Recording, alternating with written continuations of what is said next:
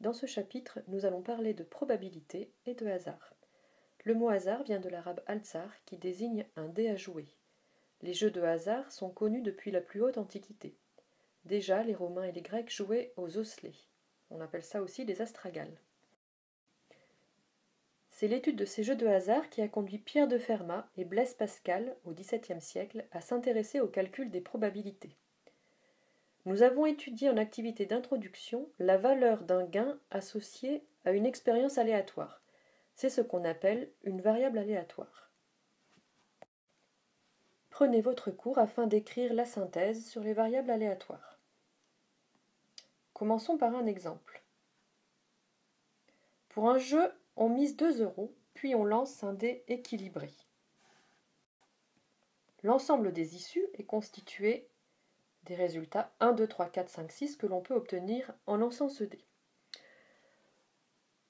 On suppose que ce jeu consiste à gagner 3 € lorsqu'on obtient 1, 2 ou 3, à gagner 1 € lorsqu'on obtient 4 ou 5, et enfin à ne rien gagner lorsqu'on obtient un 6.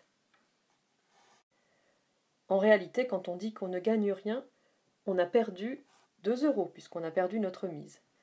C'est ce qu'on va appeler le gain réel du joueur, et on appelle grand X ce gain réel.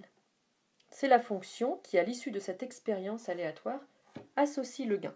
Par exemple, si l'issue est 2, le gain réel est de 3 € que l'on gagne, moins 2 € que l'on a misé, soit 1 €. On peut donc noter la définition suivante. On note E, l'ensemble des issues d'une expérience aléatoire. Alors, une variable aléatoire grand X sur cet ensemble E est une fonction qui, pour chaque valeur de E, associe un nombre réel.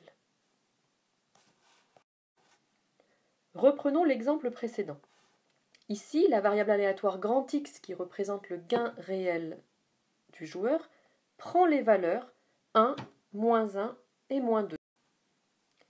En effet, le gain réel peut valoir 3 € moins 2 €, soit 1 € si on a gagné 3 €, 1 € moins 2 €, soit moins 1 € si on a gagné 1 €, ou encore moins 2 € si on n'a rien gagné et que l'on perd donc notre mise.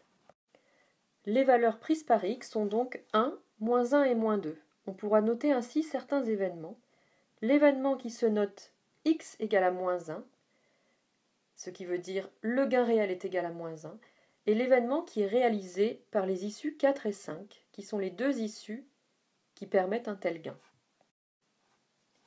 Il est donc ensuite très simple de calculer la probabilité d'obtenir tel ou tel gain, et donner l'ensemble des probabilités possibles, c'est donner la loi de probabilité de cette variable aléatoire. Si x est une variable aléatoire sur un univers E, et que x1, x2 jusqu'à xn sont toutes les valeurs prises par x, alors définir la loi de probabilité de x consiste à associer à chacune de ces valeurs xi la probabilité de l'événement, la variable aléatoire grand X est égale à xi. Reprenons l'exemple précédent pour illustrer cette définition.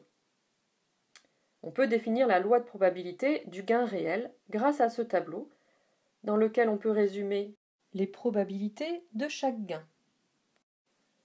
Par exemple, la probabilité d'avoir un gain réel égal à 1, c'est la probabilité d'obtenir 1, 2 ou 3. Le dé étant équilibré, on a 3 chances sur 6, cette probabilité vaut donc 1,5.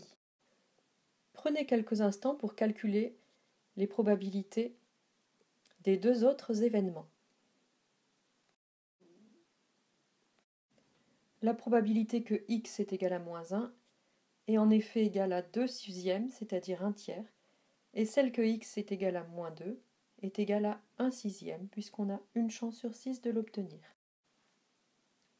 Ce tableau représente la loi de probabilité de la variable aléatoire x.